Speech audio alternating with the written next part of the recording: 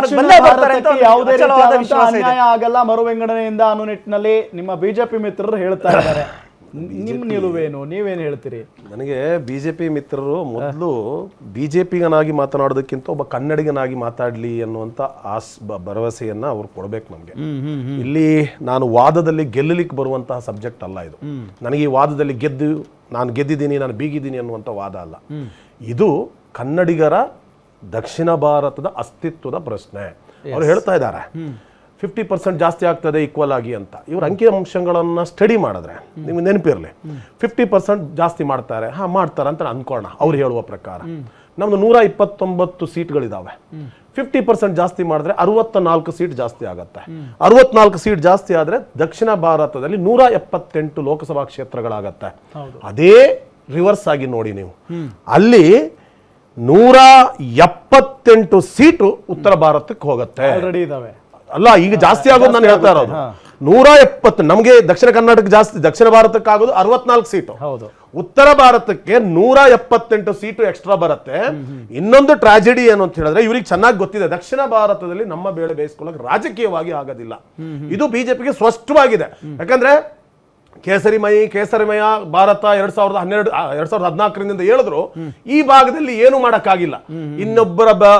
ಇನ್ನೊಬ್ಬರ ಸಹಾಯದಿಂದಲೇ ಇವ್ರು ಬರಬೇಕೇ ವಿನಃ ಇವರಿಗಾಗಿ ಮಾಡ್ಲಿಕ್ಕೆ ಸಾಧ್ಯ ಆಗದಿರುವ ಸಂದರ್ಭದಲ್ಲಿ ನಿಮಗೆ ಲೋಕಸಭೆಯ ಸೀಟ್ಗಳನ್ನು ನೀವು ನೋಡಿದ್ರೆ 850 ನಮ್ದು ಟೋಟಲ್ ಸೀಟ್ 193 ಆಗತ್ತೆ. ಇವರು ಡಿಲಿಮಿಟೇಷನ್ ಮಾಡಿದ ಮೇಲೆ ಉಳಿದಿರೋದು 657 ಸೀಟ್ MP ಏನಿದೆ, ಇದು ಲೋಕಸಭಾ ಸೀಟು ಕೇವಲ ಉತ್ತರ ಭಾರತಕ್ಕಿರತ್ತೆ. ಕರ್ನಾಟಕಕ್ಕೆ ಡಿಲಿಮಿಟೇಷನ್ ಆದ್ಮೇಲೆ ಬರುವಂತದ್ದು ಇವ್ರು ಹೇಳಿರುವ ಪ್ರಕಾರ 193. ಕೇಂದ್ರ ನಾರ್ತ್ ಅಲ್ಲಿ ಇವರದ್ದೇ ಏನು ಆಡಳಿತ ಇದೆ, ನಾವು ಪೊಲರೈಸ್ ಮಾಡಿ ಆದ್ರೂ ಗೆಲ್ತೀವಿ ಅಂತ ಹೇಳುವಂತದ್ದು ಹೇಳ್ತೀನಿ 657 ಉಳ್ಕೊಳ್ಳುತ್ತೆ.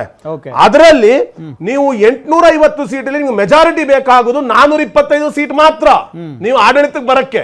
ಉತ್ತರ ಭಾರತದಲ್ಲೇ ನಿಮಗೆ 657 ಸೀಟ್ MP ಇದ್ದಾಗ ನೀವು 425 ಸೀಟ್ ಅಲ್ಲೇ ಗೆಲ್ತೀರಿ ಅಂತಾದಾಗ ದಕ್ಷಿಣ ಭಾರತದ ಬಗ್ಗೆ ಇವರು ಏನು ಮಾಡಕ್ ಸಾಧ್ಯ?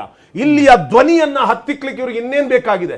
ನಾವು ಪಾರ್ಲಿಮೆಂಟ್ ಅಲ್ಲಿ ಮಾತನಾಡಬೇಕಾದ್ರೆ ನಮ್ಮ ಹತ್ರ ನಂಬರ್ಸ್ ಇರಬೇಕು.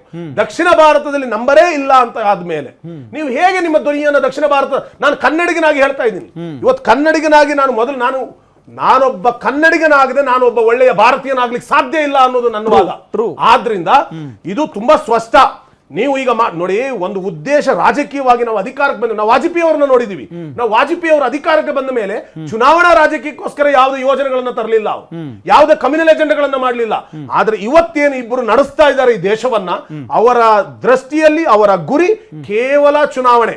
ಒಂದು ವೇಳೆ ಅಧಿಕಾರ ಕಳ್ಕೊಂಡ್ರೆ ನಾವಿಬ್ರು ಜೈಲು ಪಾಲಾಗ್ತೀವಿ ಅನ್ನುವಂತ ಸ್ಪಷ್ಟತೆ ಅವರಿಗಿದೆ.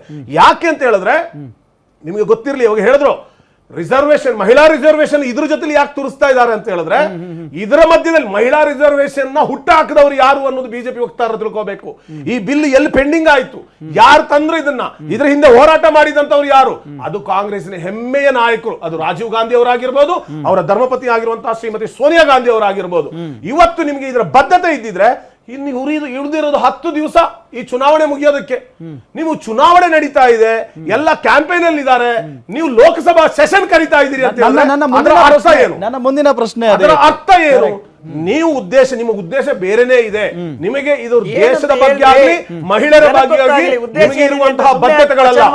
ನೀವು ಚುನಾವಣೆಯನ್ನ ಗೆಲ್ಲಬೇಕು, ನಿಮ್ಮ ನರೇಟಿವ್ ತಕ್ಕದಾಗಿ ಈ ದೇಶದ ಮತದಾರನ ನಿಮ್ಮ ಕೈ ಬೆರಳ ತುದಿಯಲ್ಲಿ ಅಲ್ಲಾಡಿಸಬೇಕು ಅನ್ನುವಂತ ಉದ್ದೇಶ ಮಾತ್ರ ಬಿಜೆಪಿಗೆ ಇದೆ. ನಾನು JDS ವಕ್ತಾರನ ಒಂದ್ಸರಿ ಅವರ ನಿಲುವೇನು ಅನ್ನೋದ್ರ ಬಗ್ಗೆ ಕೇಳ್ಕೊಂಡ್ಬಿಡ್ತೀನಿ, ಹೇಳಿ ಸರ್. ಇವತ್ತು ಈ ದೇಶದಲ್ಲಿ UPA ಗೌರ್ಮೆಂಟ್ ಏನ್ ಮಾಡಿತ್ತು ಅಂತ ಫಸ್ಟ್ ತಿರುಗಿ ನೋಡ್ಬೇಕಾಗಿದೆ. ಅವರು ಕೂಡ ಈ ದೇಶದಲ್ಲಿ 10 ರಾಜ್ಯಗಳು ವಿಂಗಡಣೆ ಮಾಡಿದ್ರು. ಅವಾಗ ಆಪೋಸಿಷನ್ ಇರ್ಲಿಲ್ವಾ? ಏನಾದ್ರೂ ಬದಲಾವಣೆ ಆಗಿದ್ಯಾ? ಕಾಂಗ್ರೆಸ್ ವಿಂಗಡಣೆ ಮಾಡ್ಬಿಟ್ಟು ಮತ್ತೆ ಕಾಂಗ್ರೆಸ್ ಗೌರ್ಮೆಂಟ್ ಇಲ್ಲ. ಇವತ್ತು UPA ಗೌರ್ಮೆಂಟ್ ಇದ್ದಾಗ 10 ರಾಜ್ಯಗಳು ವಿಂಗಡಣೆ ಮಾಡ್ತಿರ್ತಾರೆ. ಆಂಧ್ರ ಪ್ರದೇಶ ಅಂದ್ರೆ ನಾ ಏನ್ ಹೇಳಕ್ ಬರ್ತಾ ಇದ್ದೆ ಅಂದ್ರೆ, ವಿಂಗಡಣೆ ಆಗಿದ ತಕ್ಷಣ ಕ್ಷೇತ್ರವಾಳುಗಳು ಎಕ್ಸ್ಟೆಂಡ್ ಆಗಿದ ತಕ್ಷಣ, ವಿಸ್ತರಣೆ ಆಗಿದ ತಕ್ಷಣ ಇಲ್ಲಿ ಎಲ್ಲೂ ಕೂಡ ಮತಗಳು ಬದಲಾಗಲ್ಲ. ಇಲ್ಲಿ ಕಾನೂನುಬದ್ಧವಾಗಿ ಚುನಾವಣಾ ಆಯೋಗದ ಬದ್ಧವಾಗಿ ಎಲೆಕ್ಷನ್ ನಡೆಯೋದು. ನೀವು ಏನೋ ಒಂದು ಹೇಳಿ ಇಲ್ಲಿ ಏನೋ ಒಂದು ಮಾಡಕ್ ಹೋಗ್ತದ ಆಗಲ್ಲ. ಇವತ್ತು ಇಡೀ ದೇಶ ಟೆಕ್ನಾಲಜಿಯಲ್ಲಿ ಮುಂದೆ ಇದೆ. ಇವತ್ತು ಪ್ರತಿ ಒಂದು ರಾಜ್ಯಗಳು ಹಳ್ಳಿ ಕೂಡ ಅಭಿವೃದ್ಧಿ ಬೇಕಾಗಿದೆ. ಇವತ್ತು 2014 ಇದ್ದಿದ್ದಂತ ಒಂದು ದೇಶ 2014 ಮೇಲೆ ಆಗಿರೋಂಥ ಡೆವಲಪ್ಮೆಂಟ್ ಈ ರಾಜ್ಯದಲ್ಲಿ ಎದ್ದು ಕಾಣಿಸ್ತಾ ಇದೆ. ಇವತ್ತು ಏನಾದ್ರೂ ಇಂಥ ವಿಸ್ತರಣೆಗಳು ಆಗಿಲ್ಲ ಅಂದ್ರೆ ಇವತ್ತು ಇರೋಂಥ ಪಾಪ್ಯುಲೇಷನ್ 140 ಕೋಟಿ ಮೇಲೆ ಜನಸಂಖ್ಯೆ ಇದೆ. ನಾವು ಅಭಿವೃದ್ಧಿ ಆಗಬೇಕು, ಮುಖ ಕಡೆ ಹೋಗ್ಬೇಕು ಹೊರತು ಇನ್ನೂ ನಾವು ಏನೋ ಕುಗ್ರಾಮಗಳಲ್ಲೇ ಇರ್ಬೇಕಂತ ಇವರು ಕಾಂಗ್ರೆಸ್ ಅವರು ಯೋಚನೆ. ಇವತ್ತು ಕೂಡ ಕಾಂಗ್ರೆಸ್ ಈ ದೇಶಕ್ಕೆ ಮೂಲ ಸೌಕರ್ಯಗಳಿಗೋಸ್ಕರ ಹೋರಾಟ ಮಾಡ್ತಾ ಇದೆ. ಮೂಲ ಸೌಕರ್ಯಗಳಿಗೋಸ್ಕರ ಇವತ್ತು ರಾಜ್ಯದಲ್ಲೇ ತಗೊಳ್ಳಿ. ಇವತ್ತು ರಾಜ್ಯದಲ್ಲಿ ಯಾರನ್ನ ಕೇಳಿ BBMP ಎಕ್ಸ್ಟೆಂಡ್ ಮಾಡಿದ್ರು ಇವರು. 5 BBMPಯಲ್ಲಿ ಇವತ್ತು 5 ಮೇಯರ್ ಯಾಕೆ ತಂದ್ರು? ಇವತ್ತು ಯಾರನ್ನ ಇಲ್ಲಿ ಕರ್ನಾಟಕದ 7 ಕೋಟಿ ಜನರೇನು ಮನವಿ ಮಾಡಿದ್ರ BBMP ಎಕ್ಸ್ಟೆಂಡ್ ಮಾಡಿ ಅಂತ ಕೊಟ್ಟಿದ್ರ? ಇವತ್ತು BBMP 5 ಜನ ಇವತ್ತು ವಿಭಾಗ ಮಾಡಿದ್ರಲ್ಲ, 5 ಮೇಯರ್ ತಂದಿರಲ್ಲ, ಇದರಿಂದ ಏನ್ ಬದಲಾವಣೆ ಆಗುತ್ತೆ ಅಂದ್ರೆ ಯಾವ ಲಾಭಕ್ಕಾಗಿ ಇದು ಕಾಂಗ್ರೆಸ್ ಮಾಡಿದೆ? ಇವತ್ತು ಈ ತರ ಆದ ವಿಚಾರಗಳು ನಾವು ತರಬೇಕಾಗುತ್ತೆ. ಸೊ ಇವತ್ತು ಕಾಂಗ್ರೆಸ್ ಮಾಡಿದ್ರೆ ನ್ಯಾಯ, NDA ಸರ್ಕಾರ ಮಾಡಿದ್ರೆ ಅನ್ಯಾಯ. ಸರಿ, ಈಗ